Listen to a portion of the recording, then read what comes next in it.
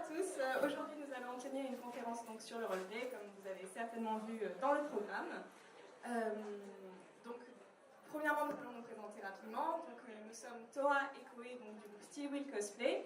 Et donc, nous sommes cosplayers depuis 2013. Et en 2017, on a eu la chance d'être représentante française catégorie groupe pour le CG.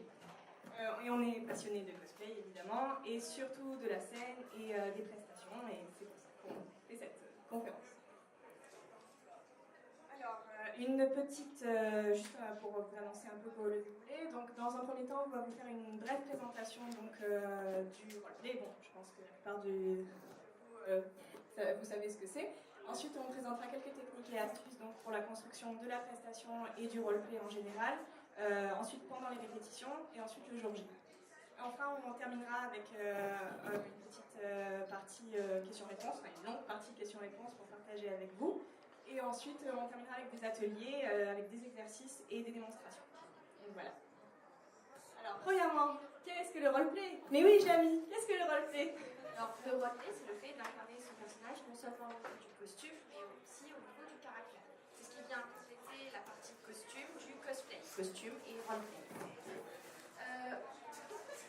Le roleplay peut être retrouvé dans différentes applications. Par exemple, au cours de sessions photoshoot, vous allez naturellement vouloir prendre une pose qui ressemble à votre personnage. Donc là, c'est du roleplay. Ensuite, on peut retrouver le roleplay dans le cadre de vidéos. Là, si vous tournez une vidéo sur votre personnage, vous savez que vous allez le faire vivre à l'écran. Ça peut être en termes d'interaction avec les autres. Il y a des cosplayers qui décident que quand ils sont cosplayés, que ce soit dans les interactions avec les autres ou tout au long de la journée, en fait, ils vont incarner leur personnage et interagir avec les autres comme leur personnage. Dans le cadre de panel, donc ça c'est moins en France, surtout dans les conventions étrangères, où la convention peut inviter un panel de cosplayers pour interagir avec un public pendant un certain créneau de temps en tant que leur personnage. Et finalement, on peut retrouver le roleplay au cours de jeux de scène, de concours ou de shows. Et ça, c'est la partie qu'on vous développera plutôt aujourd'hui. Donc, en parlant de concours, la notation de la prestation en fonction des différents concours peut hautement varier. On peut avoir une partie 20% prestation, 80% costume dans des concours comme le cosplay, allant à 50% costume, 50% prestation dans le cadre de concours comme le CG, et enfin du 60%, 80% prestation dans le cadre de C4 du concours du CIF. Donc, nous, on va s'intéresser plutôt aux concours généraux, c'est peut-être ce qui touche le plus de monde ici. Donc, dans le cadre de concours généraux, on se retrouve souvent sur un modèle 50% costume, 50% prestation. Et dans cette partie prestation, on peut dégager différents aspects. La construction de la prestation, la fidélité au personnage, l'originalité, et une grande partie de roleplay. Donc ça, ce petit camembert coloré, c'est notre vision personnelle de la part du roleplay dans la prestation, en tant que cosplayer et aussi en tant que jeu. Ça peut varier selon les personnes. Voilà pour la brève introduction, on a fait très rapide. Donc maintenant on va passer aux techniques et astuces, c'est ce qui vous intéresse le plus je pense, pas forcément théorie 3 heures sur le roleplay. Donc voilà, on va passer aux techniques et astuces. Alors dans un... Pardon, c'est la partie. Oui.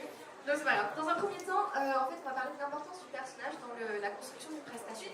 Quand vous voulez commencer à construire votre prestation, le premier réflexe ça va souvent être de vous poser et d'analyser votre personnage. Vous allez regarder quelles sont les caractéristiques qui lui sont propres et vous allez dégager des aspects que vous voudrez peut-être mettre en avant.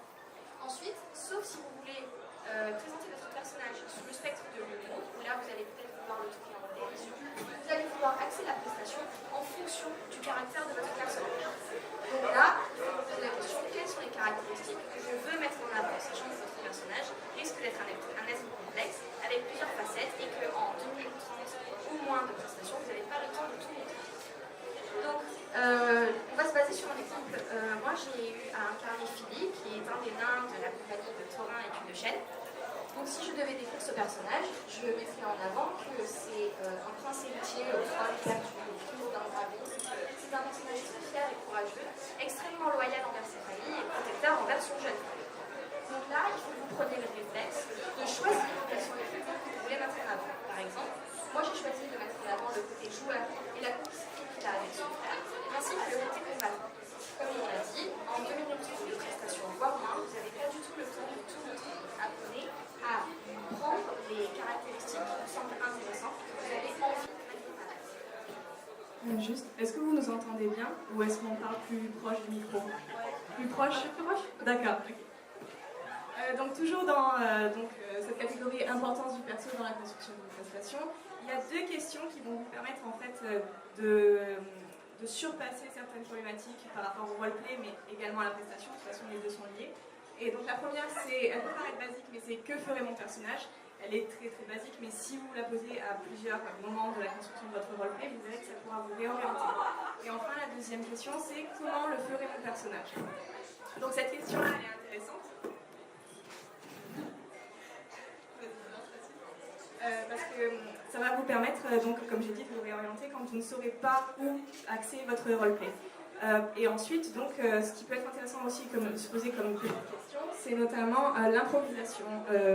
Une fois que vous allez bien connaître votre roleplay et que vous allez être à l'aise, que vous allez cerner votre personnage, vous allez voir que parfois, rien que de mettre la bande son à fond et d'improviser, vous allez pouvoir carrément créer une prestation de toute pièce juste avec le roleplay, juste avec l'improvisation et votre connaissance du personnage.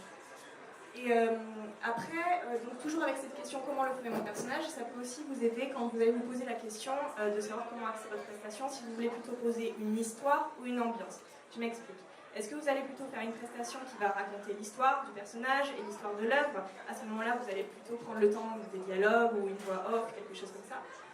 Ou alors c'est une ambiance. Et à ce moment-là, si vous voulez une ambiance, par exemple, une prestation plus symbolique, avec une chorégraphie, par exemple si vous voulez danser, etc.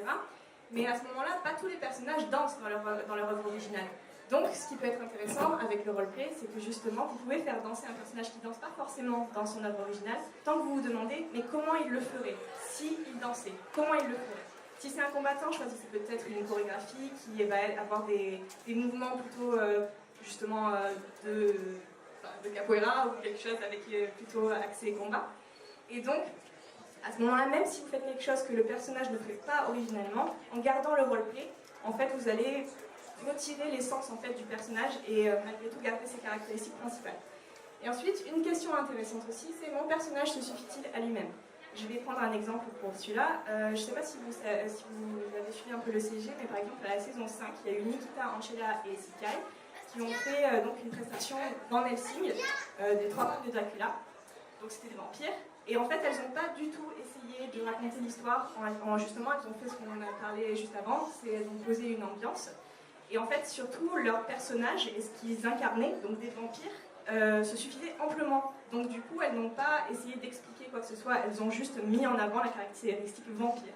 Donc à ce moment-là, le personnage se suffit à lui-même. Donc parfois, le personnage, ce qu'incarne votre personnage peut vous suffire en fait sur scène. Et donc le roleplay peut suffire.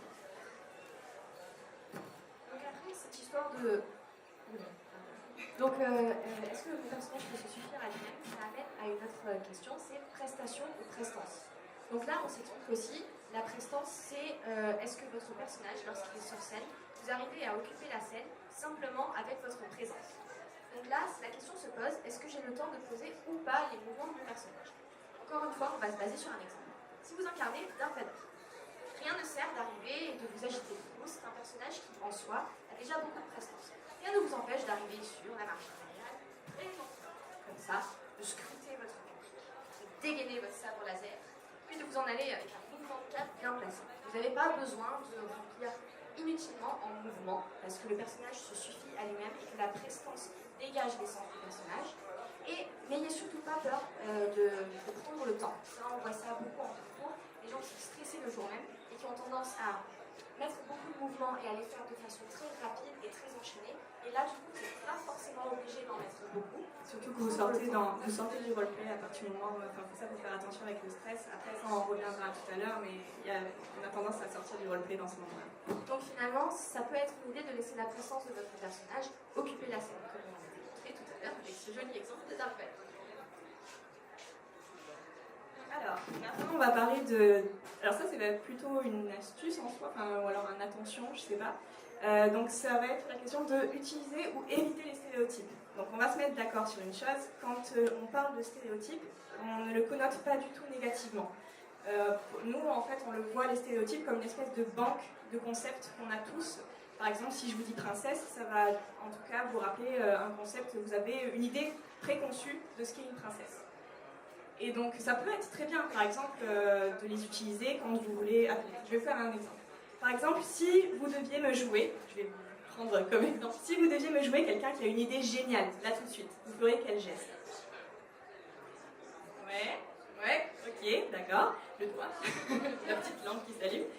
Et maintenant, si je vais vous demander de jouer quelqu'un qui attend depuis très longtemps, il attend son pote, ça fait un moment. Ouais, ok, je vois une montre et je vois le pied qui se tape. Ok. Donc tout ça, c'est des stéréotypes en soi, encore une fois pas connotés. C'est-à-dire que quand vous avez... c'est des stéréotypes de gestes, c'est ce que vous attendez quand on vous dit un concept, en premier lieu.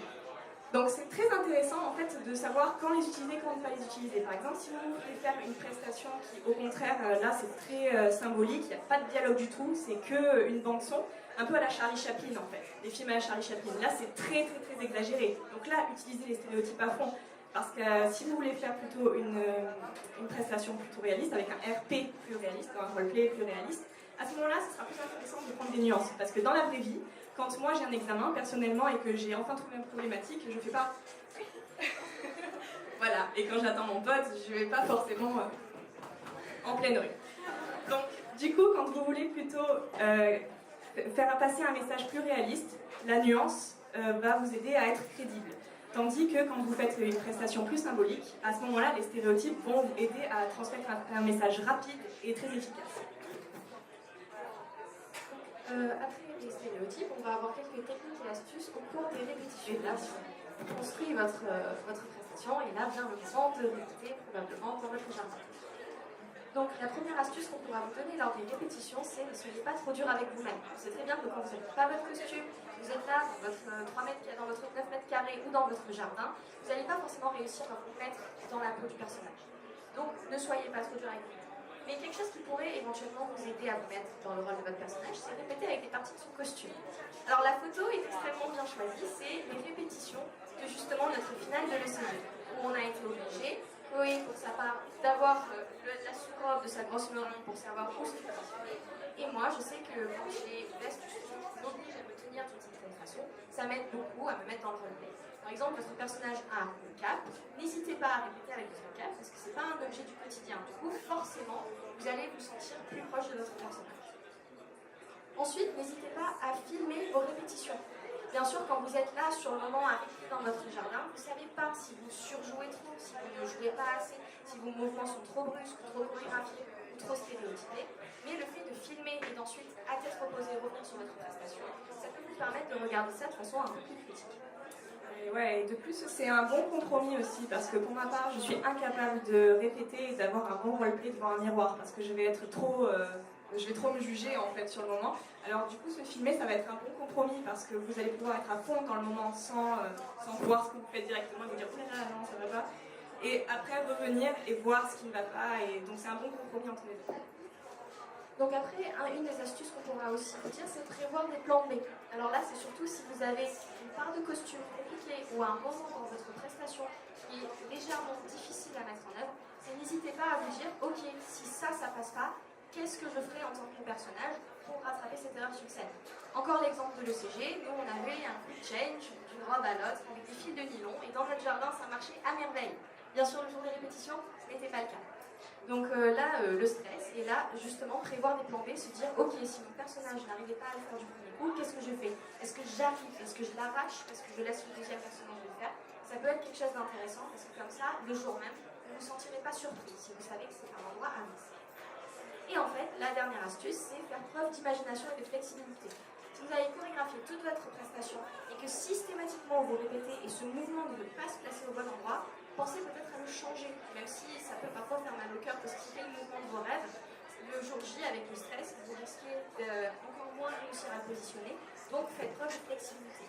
En plus de ça, sachez que vous êtes les seuls à connaître votre prestation, et du coup, si vous vous ratez le jour même, ou même pendant la répétition, n'hésitez pas justement à ne pas à chaque fois vous arrêter et recommencer le temps, c'est pas parfait, mais à justement vous dire, ok, j'ai pas réussi, comment est-ce que je rattraperai cette erreur le jour même sur scène?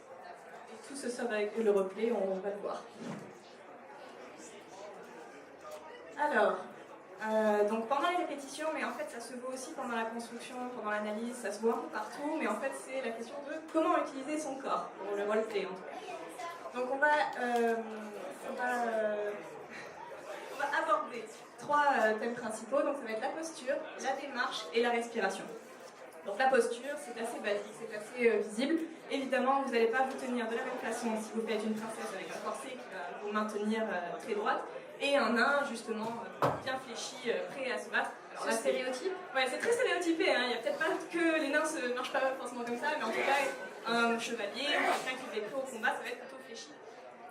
Ensuite, ce qui est intéressant aussi, et ça, je ne vois pas beaucoup de monde le faire, c'est de contracter les muscles. Faites-le vraiment, c'est très important. En fait, quand vous allez contracter les muscles, vous allez vous obliger à maintenir le roleplay d'une certaine façon parce que vous allez être dans une position qui n'est pas habituelle, qui n'est pas une position que vous auriez eue normalement. Donc ça va vous maintenir dans le personnage. Par exemple, Alissa, pour Fantôme de l'Opéra, je sais qu'elle va plutôt maintenir en fait les épaules droites et crisper tout le cou et le poitrail, ce qui va l'obliger en fait à maintenir ce roleplay.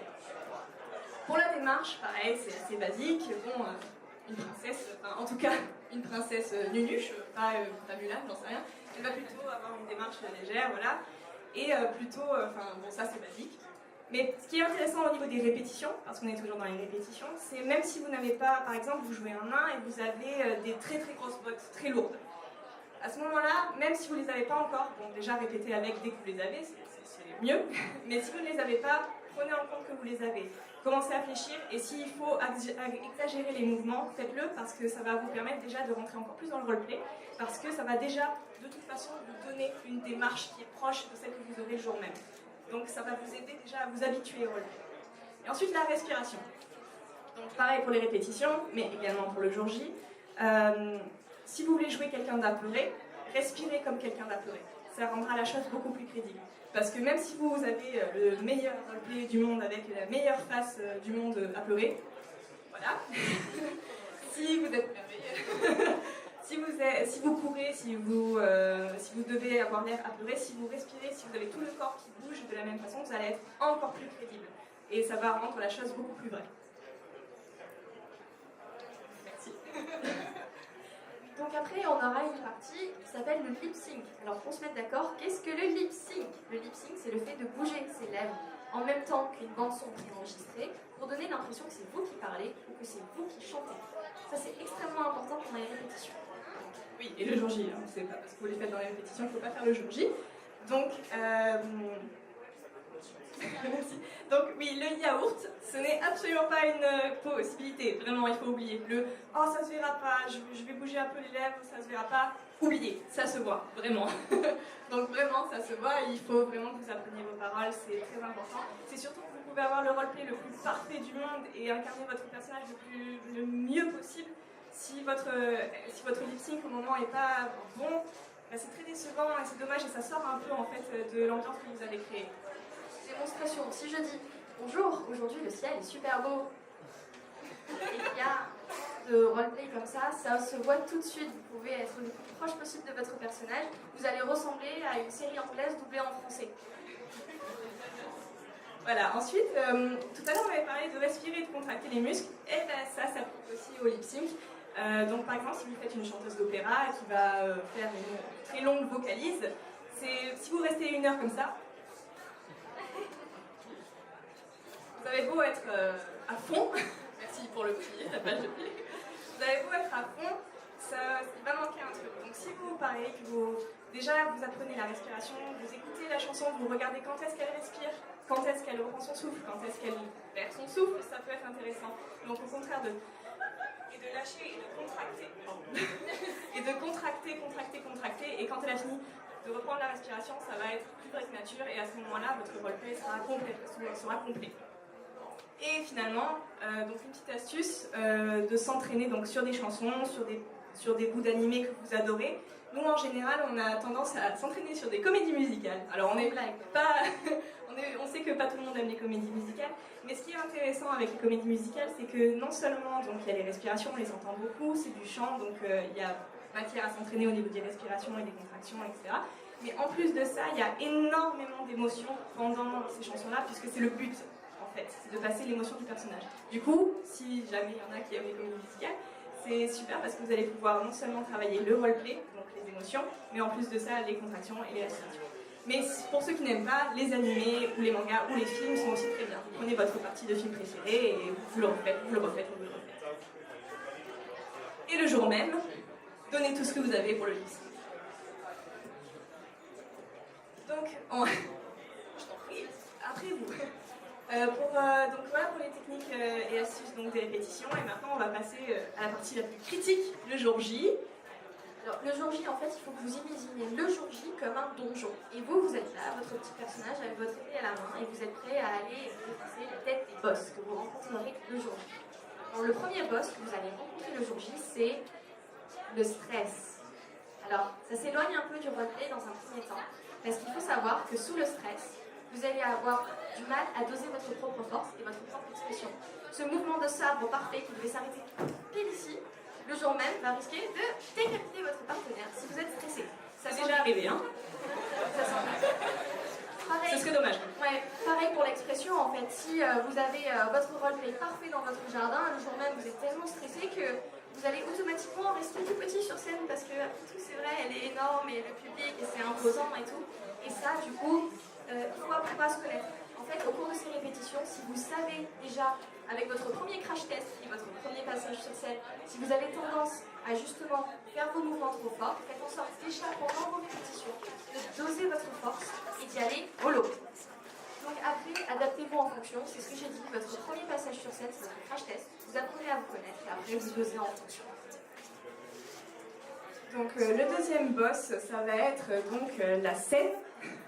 Après tout, hein, c'est la première chose qu'on voit quand on arrive. Alors, dans le meilleur des cas, on est déjà passé sur cette scène, donc on la connaît à peu près. Dans le pire des cas, on ne la connaît pas du tout, ou alors elle change tous les ans comme à Japan Expo. Donc dans ces moments-là, il faut s'adapter évidemment à la taille de la scène. Votre petit 9 mètres carrés, là, c'est bien mignon, mais quand vous arrivez sur la scène, c'est encore autre chose. Donc là, il faut apprécier les distances et tout ça, et malheureusement, sans les répétitions, c'est compliqué. Donc de savoir son RP et son roleplay et sa prestation, ça permet justement d'avoir plus de marge de manœuvre en fait. Donc vous allez être plus à l'aise pour prendre des initiatives, pour vous adapter. Donc oui, ensuite, on vous a souvent dit, j'imagine, le jury, vous dire « mais il faut occuper tout l'espace ». Mais c'est faux! C'est entièrement faux. Enfin, pas totalement, mais il y a des nuances. Dans le sens où, si vous avez un personnage timide ou qui ne se prête pas, comme Dark Vador par exemple, ça ne sert à rien de courir et de couvrir absolument tous les mètres carrés de la scène. C'est pas du tout dans son caractère. En revanche, donc sachez qu'on peut occuper l'espace autrement, pas forcément physiquement. Déjà, on parlait de prestance tout à l'heure, c'est tout à fait ça. En fait, il faut occuper l'espace de votre présence, de votre prestance. C'est le plus important. Et ensuite, donc, s'approprier l'espace comme le ferait mon personnage. C'est un peu ce que j'ai dit tout à l'heure pour Dark Vador, par exemple. Vous n'allez pas occuper l'espace de la même façon si vous jouez Naruto, qui lui, au contraire, vous pouvez vous faire plaisir à courir de partout. Et quelqu'un de timide qui va être beaucoup plus réservé et donc qui ne va pas se mettre à courir pour être « Oh, est-ce que j'ai occupé tout l'espace de la scène ?» Je vais aller un peu là quand même, on ne sait jamais. Voilà, c'est pas la peine. Donc ensuite, le dernier boss que vous allez rencontrer le jour J sur scène, ça va être l'imprévu. Alors ça, c'est la perruque qui tombe, le décor qui tombe. C'est ce mouvement qui avait été prévu d'une certaine façon mais qui ne marche pas, ou c'est ce pied qui malencontreusement se loge dans le dernier anneau de votre crinolite. Et là, c'est la chute. Alors là, surtout, ne paniquez pas. Justement, il y a beaucoup de choses qui peuvent mal se passer. Sachez que, d'une première part, le public ni le jury ne connaissent votre prestation. Donc si vous restez dans votre roleplay, vous pouvez faire passer crème cette erreur et faire comme si c'était normal. Par exemple, chute. Oh mon frère nain, ne t'inquiète pas, je redresserai. Un petit coup d'épaule et on y retourne. Alors que chute, vous êtes une princesse. Je suis là, je vous guiderai. Et là, vous repartez. Donc il y a beaucoup de façons, si vous restez dans le roleplay de votre personnage, de faire passer des erreurs, peut-être pas crème, peut-être pas pour toutes, mais de justement atténuer un peu l'effet de surprise. Après, si la perruque tombe, là, on n'a pas la solution. Non, on n'a pas la solution. On cherche encore. Donc après, surtout, collez votre perruque. Ça. Agrafez-la. Restez calme et ne paniquez pas, parce que vous êtes les seuls à connaître votre prestation. Et tout peut être sauvé avec le rôle. Finalement, comment vaincre les ennemis du jour J? C'est donc de connaître sa prestation sur le bout des doigts. Comme je vous ai dit, plus vous la savez, plus vous allez pouvoir adapter en fait. C'est-à-dire que si vous dites là, il faut vraiment que je sois là, mince, j'ai raté mon mouvement, c'est pas grave, je connais le prochain, ok, basta. C'est parfois aussi laisser tomber un moment qui était prévu pour enchaîner et faire passer crème justement un moment. Et finalement, connaître son personnage et son roleplay. C'est comme on a dit, justement, pouvoir s'adapter s'il se passe quelque chose. S'il y a une chute, ok, on fait comme... Si le décor chute, plutôt garder au lieu de faire. À ce moment-là, soit vous êtes quelqu'un de très hautain, hop là, pas grave, j'ai basta, ou au contraire, de rentrer dans votre effet. Voilà. Il vaut mieux faire ça et vous allez être beaucoup plus... Le jury va être beaucoup plus indulgent pour quelqu'un qui arrive à continuer malgré tout, plutôt que si vous vous arrêtez en plein milieu. Ça va être beaucoup plus respecté, en tout cas, si vous arrivez à passer outre et à show must go. Hein. Donc finalement, Que faire et que ne pas faire. Respirez. Mais n'hyperventilez pas. Pensez à votre posture. Mais ne restez pas trop fixe. Pensez à lip-syncer aussi. Oui, mais ne faites pas trop d'exagération et ne rentrez pas dans les stéréotypes. Pensez à une bonne démarche qui colle à votre personnage. Mais n'exagérez pas. Bref, beaucoup de choses. Beaucoup de choses. Beaucoup de choses. Donc au final, pour résumer, ne vous prenez pas la tête. Et faites ce qui vous plaît parce que c'est l'essence même du cosplay. Vous avez bossé cette prestation, vous avez fait ce costume, vous avez répété le jour même, donnez tout ce que vous avez et amusez-vous. Vous avez rushé jusqu'à minuit 40 pour ce cosplay. Donc chill, dude. Chill. Merci beaucoup. Merci.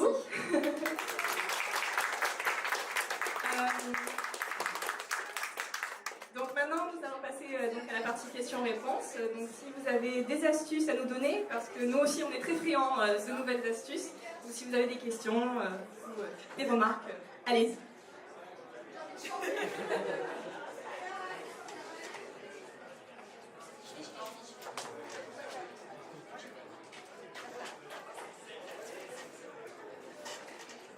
Vous avez dit, d'abord bonjour. Bonjour. Et vous avez dit, par exemple, si on prend un extrait d'animé ou n'importe quoi qu'on aime bien. Et par exemple, si je prends un animé, mais non doublé en français ou en anglais, ça peut passer. Enfin, je fais comment du coup s'il est uniquement en japonais? Ça peut tout à fait passer. Après, ça part plutôt dans la prestation. À ce moment-là, faut faire le choix, soit tu mets des sous-titres ou pas, mais tu peux tout à fait, si ton choix c'est en japonais, au contraire, ça fait encore plus de travail, parce que c'est une langue dont tu as peut-être pas forcément l'habitude, donc au contraire, ça va être encore mieux, je pense, après. Oui, non, c'est ça, c'est juste le principal, c'est de savoir son lip sync que vous décidez de faire en une langue ou en une autre. C'est pareil, c'est que finalement, on va se rendre compte en fait si vous dites pas les bons mots, parce que si vous articulez pas la bonne syllabe au bon moment, ça va être compliqué. Mais après, oui. En plus, le japonais, c'est très... je trouve que ça s'entend encore plus quand tu te trompes sur le japonais. Je sais pas si on est d'accord là-dessus, mais je trouve que... Voilà. Faites-vous passer le micro. Juste pour ajouter sur ce que vous venez de dire, en fait, par rapport au japonais, je pense que c'est à double tranchant pour l'avoir vu en prestation, parce qu'il faut bien faire attention que si vous mettez un extrait, japonais, par exemple, si le public ne comprend pas la scène, n'est pas dans l'ambiance, ne connaît pas la référence, s'il ne comprend pas ce qui se passe parce que vous n'avez pas doublé ou que vous ne savez pas projeté ou quoi que ce soit, en fait, ça se retourne contre vous parce que en fait, vous êtes pendant 30 secondes en train de parler et on ne comprend pas ce que vous dites. Oui, je suis tout à fait d'accord, c'est vrai. Après, voilà, pour entraînement, en tout cas, c'est une bonne chose.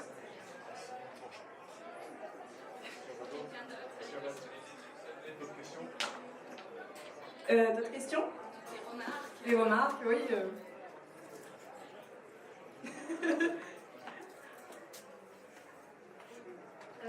Moi, c'est surtout du coup par rapport au décor qui tombe. C'est un peu ma hantise. C'est la hantise, ouais, je crois aussi. C'est la hantise. Mais après, tout va dépendre de ton personnage, je pense. C'est vrai que ça, il faut toujours se poser la question de comment on sait faire, de comment le fait ton personnage. Je pense que si ton décor tombe et que c'était pas prévu, si ton personnage est plutôt...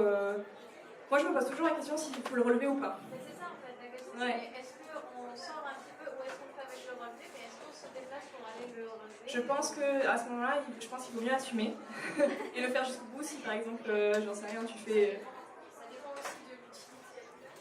Ça dépend dépend aussi de l'utilité du décor pour votre effet. Si une façon de le relever, je pense que dans ces moments-là, il vaut mieux bloquer et après tu fais comme si, tu fais ta presta comme c'était prévu parce que malheureusement, tu vas plus sortir les gens si vraiment tu leur et que vraiment tu perds tes moyens que si vraiment tu restes et qu'après tu pars parce que je pense, enfin moi en tout cas, c'est ce qui me viendrait en premier après tout dépend du personnage. D'autres questions? Auriez-vous des conseils pour quelqu'un qui a une peur panique du public, sachant qu'ici en plus la scène est très grande, le public est super grand La peur panique du public. Oui, déjà on voit pas la tête en général des gens. Je sais qu'on dit toujours ça et ça aide pas du tout. Du coup, je m'en fous, je sais qu'ils sont là. Ça dépend aussi pour le moment de la scène que vous faites, par exemple la scène de Mande d'Azur. En fait, vous avez des projecteurs dans les yeux, donc en fait vous voyez presque pas le public. Après, il y a des fois des scènes qui sont en plein dans la convention, où là vous voyez tout. Vous n'avez pas le noir pour vous placer, vous voyez tout, vous voyez les têtes de tout le monde. Je pense un point qui revient souvent, c'est ne les regardez pas. Ça peut tout à fait passer, là si je regardais, en fait j'ai regardé le mur pendant toute la présentation, vous n'avez pas vu, hein, de temps en temps je croise quelques regards juste pour faire genre, mais généralement je regarde l'horizon, parce que comme ça au moins en fait on fait, surtout vous êtes sur scène, à part si vous impliquez votre public, rien n'empêche de regarder droit devant, de faire vos mouvements et de faire oui vous n'êtes pas là, il n'y a pas de problème. Après, ce qui peut aider aussi, alors soit vous êtes vraiment adepte de roleplay et à ce moment-là vous vous dites c'est pas moi, c'est le personnage. Ça peut aussi aider de faire une scission entre nous et le personnage. C'est assez difficile peut-être au début, mais je pense que ça aide beaucoup aussi de se dire ok mais de toute façon tout ce que je fais là, c'est pas vraiment moi, c'est pas tout à fait moi. Je pense que ça peut aider aussi. Et après, acheter des couches et des mouchoirs pour pas se faire pipi dessus et pour pouvoir essuyer les larmes. Derrière. Moi, bonjour. Bonjour. Moi, à titre personnel, je fais pas de cosplay, mais je pense que ça peut aider de dire que le public qui vient regarder du cosplay, il est bienveillant. Enfin, le public, il n'est pas là pour se moquer, même s'il y a des imprévus.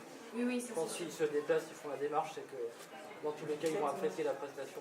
Exactement, la plupart des publics qu'on a eu l'habitude de voir, ils étaient toujours chauds bouillants. Le manga sûr, c'est toujours chaud bouillant. Vraiment, voilà. Il ne faut pas vous inquiéter si jamais vous avez peur de la scène ou peur du public. Généralement, les gens sont vraiment extrêmement sympas et justement, ils le sont encore plus s'ils voient que vous galérez sur scène, qu'il y a un truc imprévu, ils sont là en mode oh les pauvres, mais regardez, ils ont réussi à se rattraper et les gens ils vous encouragent, ils applaudissent et ils sont là pour vous soutenir. Ils sont vraiment pas là dans un mauvais but. Et pareil pour le jury, je sais que le jury ça peut faire peur à certaines personnes. Pareil, ils sont pas du tout là pour vous juger, ils sont là pour évaluer votre travail, ils sont là pour faire des retours. Globalement. D'autres questions? Ou des remarques, ou des discussions? Alors moi ça reste un peu différent. Je fais du roleplay, mais aussi plus du roleplay GDR. Oui. Pas d'interprétation par rapport à la voix. Mais est-ce que vous dans vos prestations, etc., vous utilisez votre voix ou c'est vraiment plus souvent la bande sonore?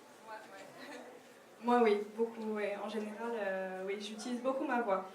Mais tu as une question? J'ai pas compris trop la question. Du coup en fait, moi, donc, est-ce que vous avez des conseils, etc., pour jouer sur la voix en fait? Oui. Moi, je suis énormément.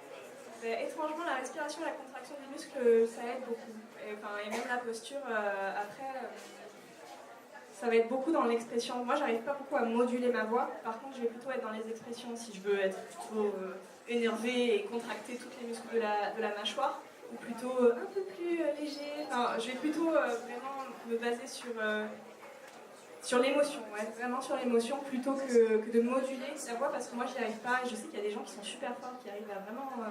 mais moi, ça va être plutôt les émotions, et vraiment, ça va m'aider de contracter. Je sais pas si ça vous est arrivé d'entendre quand une personne chante ou parle, si vous entendez quand elle sourit en même temps qu'elle parle. Enfin, moi, en tout cas, j'arrive à l'entendre. Du coup, je pense que la position de la bouche, ça aide beaucoup, et les émotions qu'on met dedans. Voilà. Merci. Quelqu'un? On a fini pour les questions? Alors, du coup, sur la fin de la conférence, vous avez prévu en fait des petits ateliers. Donc ça, après, c'est à vous de choisir si vous êtes à l'aise ou pas, si vous voulez rester ou pas. On peut vous proposer quelques exercices justement pour travailler justement le rôle. si vous en avez envie.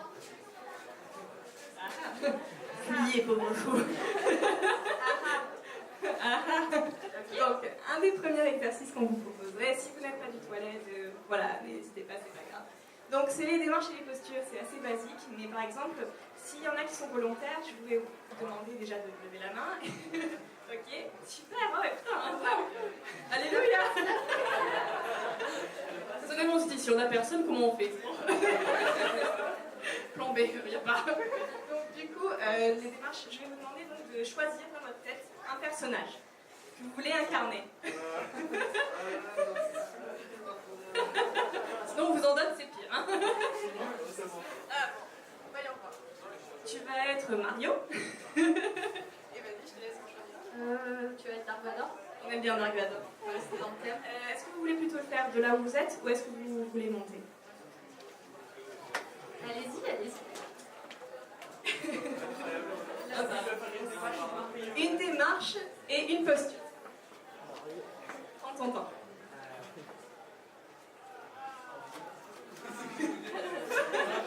Mais c'est compliqué de faire quelque chose comme ça. C'est exactement ça. C'est exactement ça. Et juste une posture. Si on devait prendre en photo. Juste une posture. Genre, ouais, ça serait une posture avec un Ouais. genre de style, ça serait quelque chose comme ça. Ah oui, c'est ça. Exactement. Mais oui. C'est plus switchy, mais. Non mais c'est très bien. Merci, parfait, merci. Dark Vador.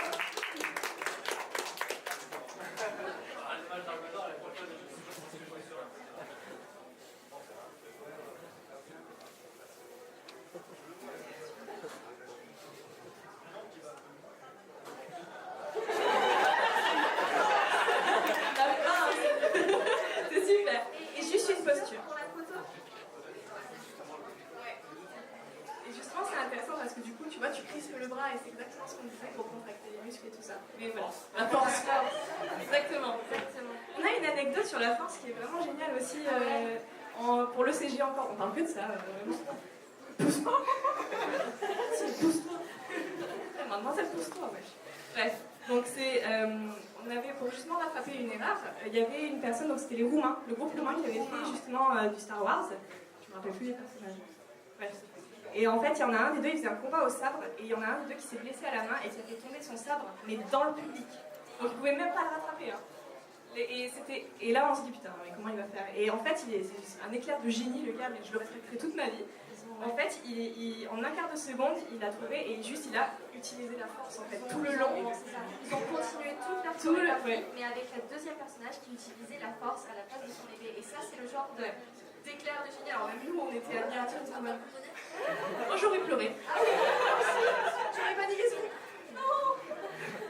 Le PLS du cosplayer. Donc voilà, encore une petite anecdote. Ouais, une petite anecdote. Est-ce que quelqu'un d'autre peut se prêter à l'exercice? Vous pouvez aussi rester... Oui. Est-ce que tu veux choisir un personnage ou est-ce que tu veux qu'on t'en attribue un? D'accord. Féminin ou masculin?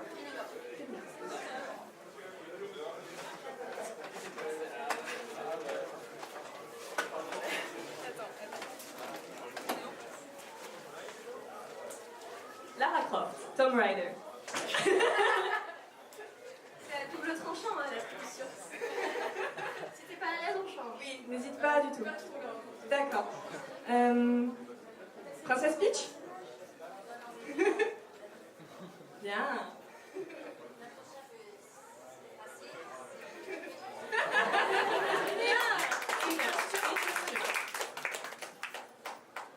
Super. Quelqu'un d'autre? Quelqu'un d'autre? Ouais, il y a le parapluie aussi, oui. Pour Peach, je crois qu'on peut vraiment exagérer. Ah oui, elle est très, justement, elle est très dans l'exagération, dans les grands gestes. Donc ça, après, n'hésitez pas à justement utiliser les stéréotypes à fond quand votre personnage s'y prête. Mais surtout pour des personnages de Mario, je trouve que ça s'y prête beaucoup. Quelqu'un d'autre? Quelqu'un d'autre? Si vous êtes timide, vous pouvez aussi rester à votre place et prendre juste la posture d'un personnage assis. Ça peut aussi être quelque chose pour les plus timides, qui n'ont pas envie de monter sur scène. Quelqu'un? On a d'autres exercices, hein, mais ils sont pires, donc... Ouais, on a commencé par le plus doux. On va en refaire un peu. Oui, bien sûr. Tu veux remonter? Non, pour refaire l'exercice. Parfait, mais oui, bien sûr. Bien sûr, avec plaisir. Alors, on vous propose le prochain exercice? Ouais, bon. Alors, donc pareil, pour ceux qui sont volontaires, de choisir donc un personnage et de lire la phrase entièrement comme le ferait votre personnage. Donne-nous un petit exemple sur je vous emmerde et je rentre à la maison, s'il te plaît.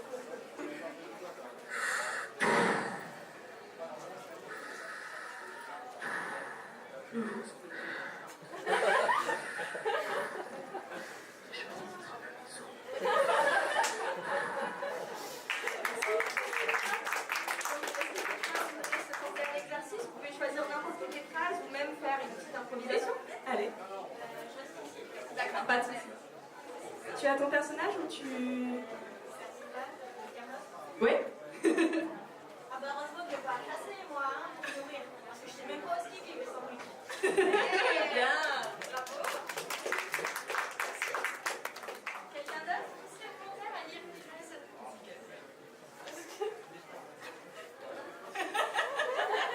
Quel personnage tu veux qu'on attribue un? Un muet. D'accord, alors si tu devais faire comprendre juste avec les gestes une des phrases qui était là, comment tu ferais?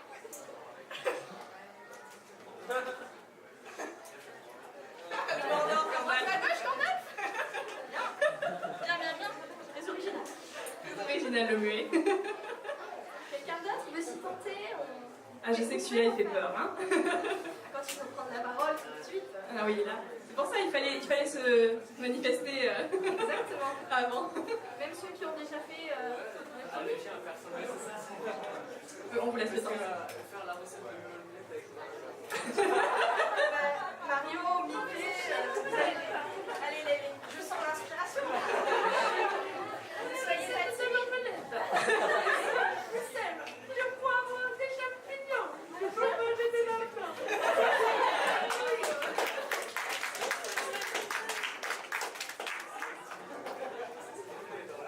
Quelqu'un d'autre? Avec une phrase ou même faire deviner un personnage en disant une phrase particulière de l'univers particulièrement. Bon. Après, comme vous voulez. Sinon, on passe au prochain, c'est clair.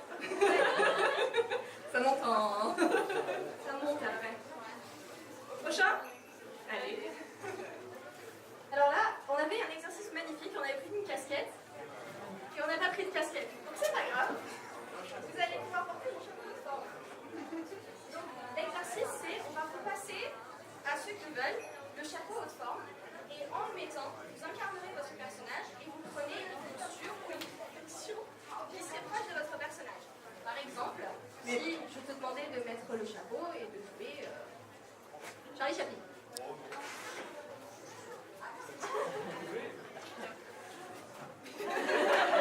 Merci. Après, le chapeau peut devenir n'importe quoi, ça peut devenir une casquette aussi. C'est juste le couvre-chef.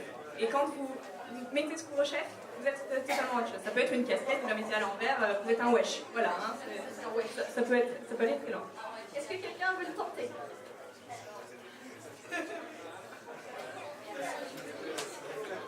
Personnage attribué ou tu fais... Allez.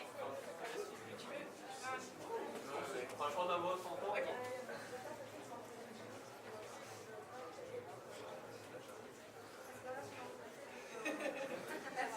Je pense pas que ça soit plus connu, c'est Nikui Shiro no Baku.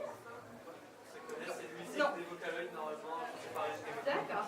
Il joue en fait un gentleman un peu. En tout cas, vous sentez le gentleman ou le mafieux, donc... C'est un mix des deux. voilà, je pense que c'est très bien réussi. C'est le gentleman qui Est-ce que quelqu'un d'autre veut le tenter? Vous n'êtes pas obligé, je vois des gens avec des perruques encombrantes, si jamais vous voulez on tenter comprend. sans chapeau, il n'y a pas de problème aussi. Après, vraiment, on n'est pas là pour juger, donc vous inquiétez pas pour ceux qui ont un peu peur. Personne n'est là pour juger. Dream Eater.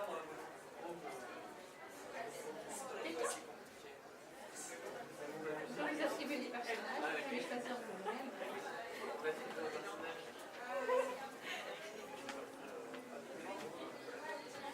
On va pas continuer avec Mario, sinon... Alors, attends. Il faut le lancer.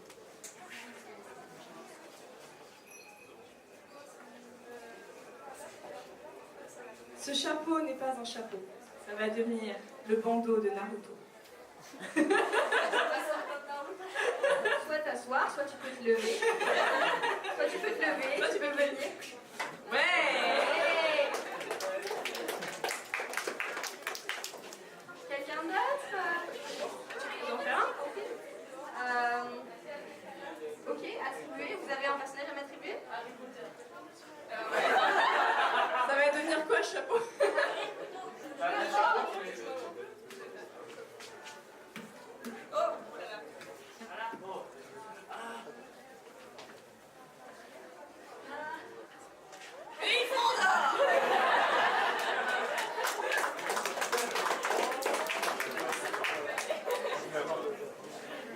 Quelqu'un d'autre, monsieur? Quelqu'un d'autre? Ils osent pas, hein. En plus, nous, on est trop gentils pour choisir dans l'assistance. Merci, Galou. Ouais. Et Galou. Ah ben, Gaben! Je vais vous faire ma gueule 2 secondes. C'est le fail. J'avance. C'est quoi le chapeau? Alors, Ah oui, t'étais malade. on t'a trouvé un personnage? J'écoutais pas. Hein. En fait, à chaque fois qu'on passe le chapeau, ça devient un accessoire pour vous permettre d'incarner un de vos personnages. Soit sera choisi, soit c'est toi qui le fais. T'es content, hein, t'es ravi, hein, tiens. Donc tu peux occuper la scène si tu veux, tu peux rester assis, tu fais ce que tu veux. Est-ce que tu en veux un attribué ou pas? Tu veux qu'on Vas-y, attribue? choisis moi. Alors là, c'est que je vais faire plaisir. Hein. Tu me sors pas un truc obscur que je connais pas. Non, alors justement, tu vas faire... T'inquiète, on est tout maintenant. une danseuse de cabaret. Ah ouais, c'est bon. Juste comme ça. Juste comme ça. Juste comme ça. J'y ai pensé là maintenant. Yes.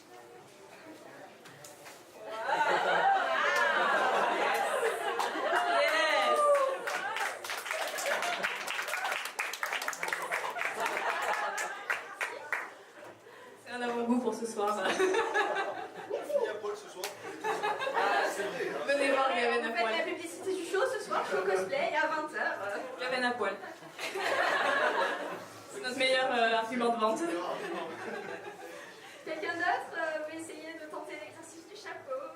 Ouais, je sens pas. Hein. C'est timide. On passe au dernier? Allez. Promis, on vous laisse tranquille.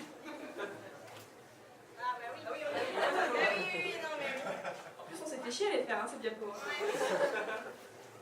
Alors, maintenant, Si vous étiez timide au début, là ça va être pire. en fait, on va vous poser une question totalement random, toujours sur la base que vous avez choisi un personnage. On va vous poser une question totalement random qui n'a rien à voir. Vous devez répondre comme votre personnage. Donc Par là, exemple, si je te demandais, est-ce que toutes les nouilles sont bonnes? écoutez, je ne crois pas qu'il y ait de bonnes ou mauvaises nouilles. Si je devais résumer ma vie aujourd'hui, je dirais avant tout que c'est d'abord des rencontres. Si. Donc, est-ce que celui-là, quelqu'un veut se le tenter? On a dit, on va garder le meilleur pour la fin. Oui? Tu as choisi ton personnage? Toujours Perceval? Alors oui, on va voir. Quelle question?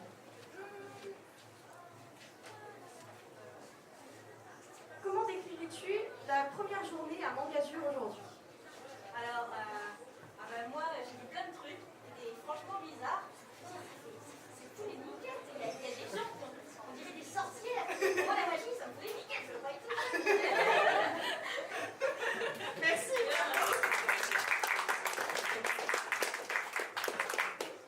Quelqu'un d'autre qui a volonté? Un personnage féminin toujours? Un féminin cette fois. Tu veux le micro?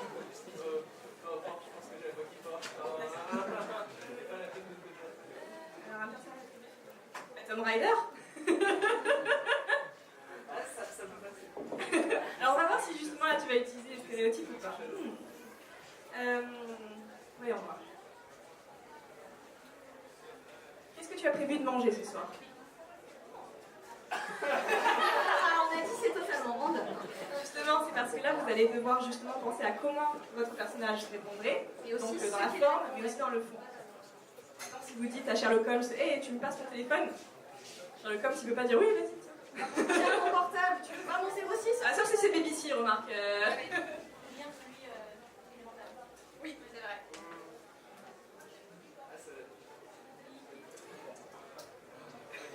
Sûrement quelque chose d'instantané, j'ai quelque chose que je dois faire là-bas, j'ai pas le temps de manger à la maison.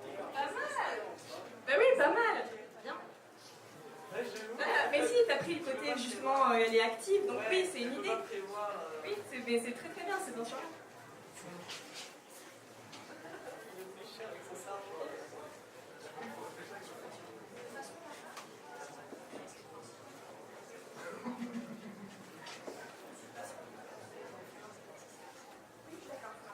Il y a quelqu'un d'autre qui voudrait essayer de répondre aux questions? C'est irréductible, merci beaucoup, vous nous sauvez la vie. Je vous passe le billet après. Attribué?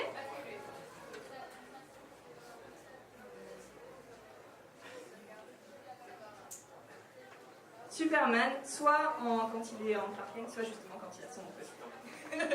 Et on verra. Que pensez-vous de la météo aujourd'hui? Une bonne journée pour sauver Smallville.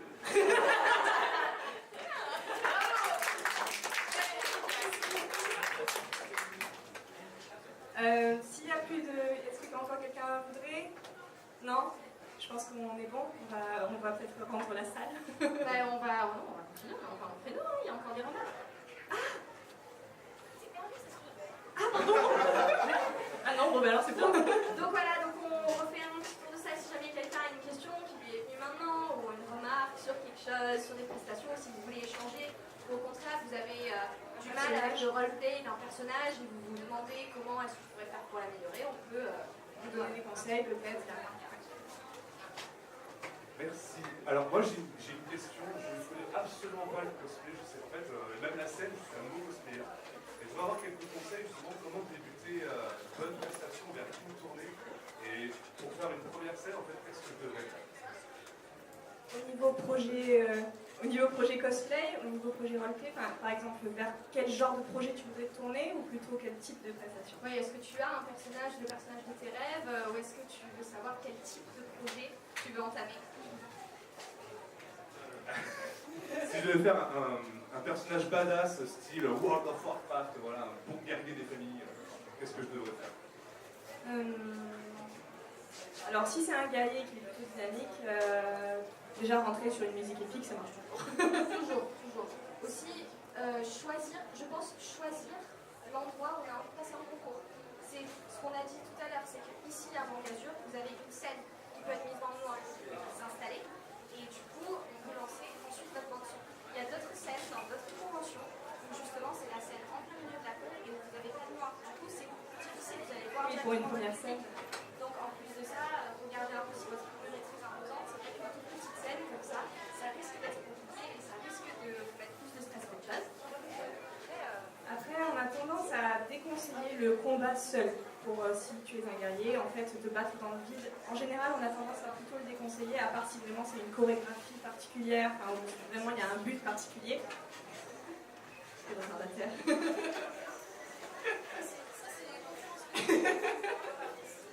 Mais donc ouais, on a plutôt tendance à, même si effectivement du coup t'es un guerrier, donc t'as une arme et tout ça, t'as plutôt tendance à vouloir la sortir, c'est vrai. Mais en général, tu veux sortir ton arme. Non mais c'est vrai que le combat seul...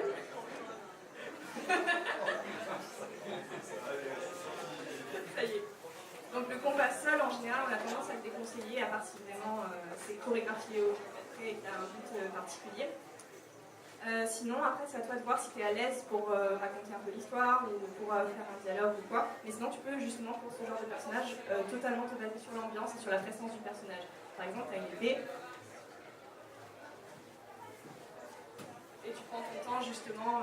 Voilà. Je pense à Ménette, qui justement avait plutôt basé. Donc, la femme de Galen.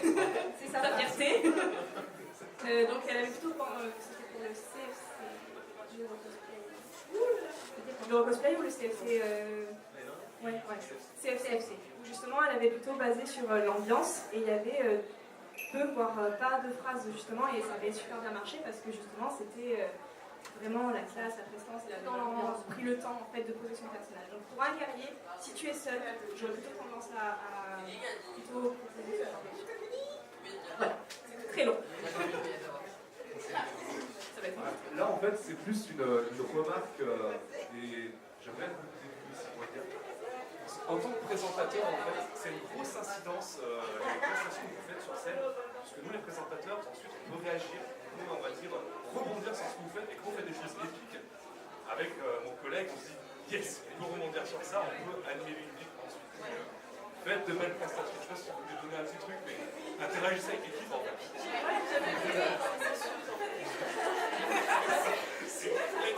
De l'ambiance, même. Ouais. Et donc voilà, est-ce que quelqu'un d'autre a des remarques? Oulala, oulala, ça s'emballe. Alors, justement, on parlait des personnages solo qui arrivent ou pas, et en fait, je me pose la question de tous ces personnages, genre Overwatch, je sais pas. En fait, ces personnages, genre, l'histoire en fait est développée, mais c'est quand même assez obscur et je sais pas, c'est très léger. Comment on fait pour faire des résultats là-dessus? Comment on arrive à donner l'ambiance, le ton? Je pense, enfin, par exemple, par sur le délire d'Overwatch, je pars sur le perso d'Overwatch, là, d'Overwatch. Je sais pas si c'est allé, mais on voit Overwatch. C'est vrai que l'histoire, tout ce qui est jeux vidéo, en général, je trouve que c'est très délicat de raconter l'histoire parce que c'est parfois très complexe.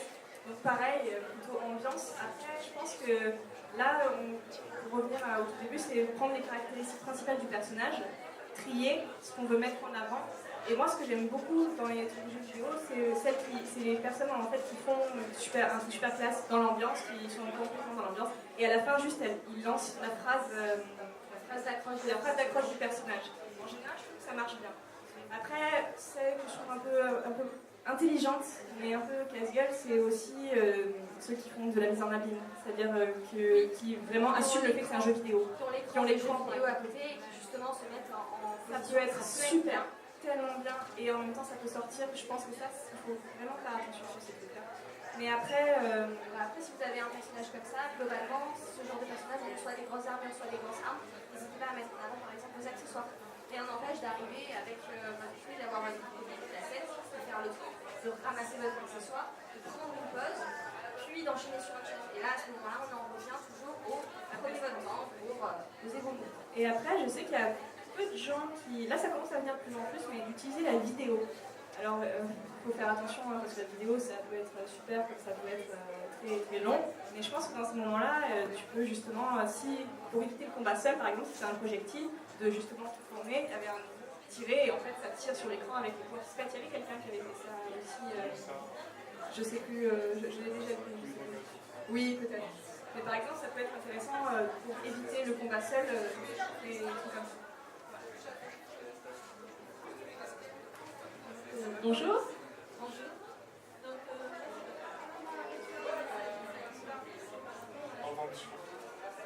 j'ai des difficultés. Pardon. Il n'y a pas de souci. J'ai des difficultés en fait à faire mes propres modifs parce que je fais des personnages qui sont plus ou moins justement recouverts d'une couleur. Et le body painting, je ne peux pas forcément faire ça sur tout le corps. Donc là, voilà, c'est une tentative, hein, par exemple, à ce que vous avez aujourd'hui. Donc, qu'est-ce que vous conseillerez pour une débutante en couture pour faire un body moulant justement sur tout le corps? Alors, en général, ce qui marche bien, nous, ce qu'on aime beaucoup faire, c'est prendre du tissu qui n'a rien à voir et faire un premier essai avec un tissu vraiment, random en fait, qui est quand même un peu la même texture, par exemple l'élastique. Après, ce qui marche bien, j'avais déjà vu des personnes qui prenaient des collants de couleur, voilà, et qui se faisaient dedans et tout ça. Mais c'est un bon début, franchement. Mais après, comme ça, après, il reste juste la tête. Et après, moi, le body c'est vrai que c'est toujours casse-gueule. Hein. C'est pas quelque chose qu'on a fait beaucoup. Ouais, c'est globalement pas quelque chose qu'on a fait beaucoup, donc ça va être compliqué de donner des conseils, mais ouais, c'est.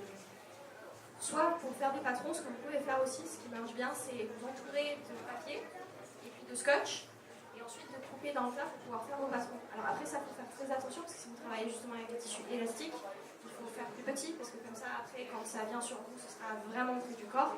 Ça, après, ce qui peut être intéressant, j'avais vu quelqu'un qui l'avait fait aussi, c'est de plus étirer la matière, que ce soit vraiment petit pour que ce soit sur la peau, soit légèrement teinté, mais on voit quand même la peau dessous, dans le sens où ça fait plus effet peau, ça fait moins couleur entière en fait, ça fait un peu plus effet peau avec un peu de transparence. Enfin voilà, en général. Après, c'est vrai que c'est pas trop notre domaine, donc voilà. J'espère qu'on a répondu à ta question. D'autres questions? Oui, tu là-bas. Est-ce que par exemple, si vous faites un mandat qui n'est pas très connu, est-ce que vous vous dites qu'on fait la presta même si tout le monde connaissait, ou vous essayez de demande alors soit, comme on avait dit, prendre le concept général, par exemple si c'est un manga sur bon, on va reprendre les vampires, mais voilà, et utiliser le concept, et tant pis pour l'histoire, et juste on va faire l'ambiance. Après, si vraiment, nous on a tendance à vouloir que ce soit compréhensible pour tous, et avec des clins d'œil pour ceux qui connaissent vraiment. C'est en général le bon mélange. Soit on fait entièrement chorégraphié, par exemple, on a déjà fait une prestation sur Harry Potter, ça sert à rien forcément de s'attarder sur l'histoire parce que globalement tout le monde connaît et on peut en plus de ça pour les personnes qui ne se connaissent pas se baser sur la magie, mettre des bruits, sortir une baguette magique, tout le monde comprendra le concept et c'est super stéréotypé. Sur un truc moins connu, voilà, c'est que soit vous choisissez vraiment de mettre en avant l'ambiance, soit vous remettez dans le contexte, mais simplement dans le contexte de votre personnage, pour dire je suis un tel et je me bats pour ceci si vous êtes un combattant.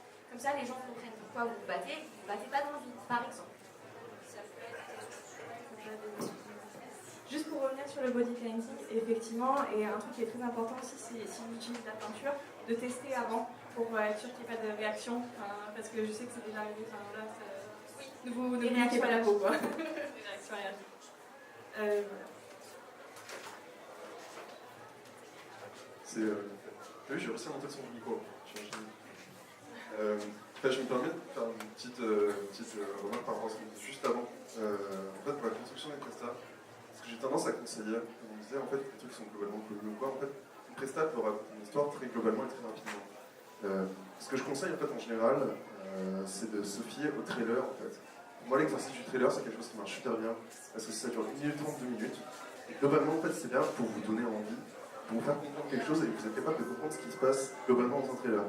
Les différences du teaser, c'est justement qu'on donne un indice, mais on ne peut pas comprendre ce qui se Nous passe. informons que l'association Art et Mouvement vous propose un concours de dessin avec des figurines pop à gagner. Tout se situe au 3e étage. Merci.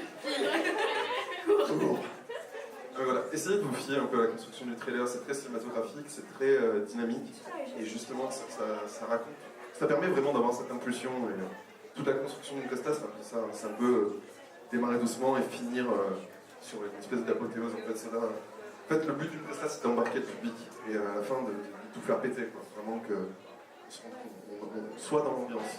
Si vous arrivez à embarquer le public dans une ambiance, à partir de là, votre presta est réussie. C'est un super exercice, j'ai jamais pensé. Merci pour ouais, super. On va l'utiliser. C'est clair. On apprend des choses aussi. On apprend toujours des choses. Est-ce qu'il y a encore des questions? Des remarques ou peu importe? J'ai fini depuis l'heure. Je sais pas quelle heure il est. C'est bon, on a encore 20 minutes, donc si jamais, là on va finir la conférence, si quelqu'un a encore des questions, après, peut-être plus personnelles ou par rapport à quelque chose de particulier, n'hésitez pas, et merci beaucoup d'être venu et merci pour votre participation. Merci beaucoup.